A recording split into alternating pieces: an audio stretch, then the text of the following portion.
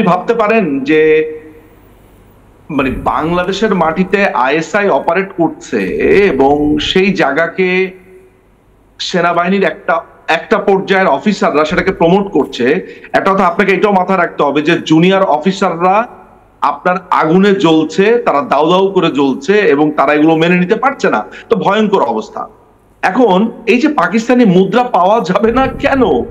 বাংলাদেশ হচ্ছে একটা just ISI এর একটা লীলাভূমি। এইখানে আপনি ওই সাইডটা আপনি আপনি দেখছেন মিজোরামে, আমি দেখছি মহেশখালীতে, দেখছি সেন্ট মার্টিনসে, দেখছি যতগুলো ভারতীয় সীমান্ত রয়েছে। আমি আপনার প্রোগ্রামে যে গত সপ্তাহে এসছি, আমি আপনাকে কি বলেছিলাম যে এই যুদ্ধটা প্রক্সি ওয়ার।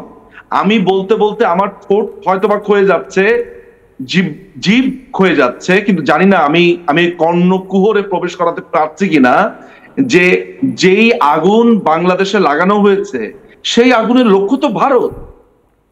ওইটা বাই ডিফল্ট বাংলাদেশ পড়তে পড়তে ভারতে ঢুকছে।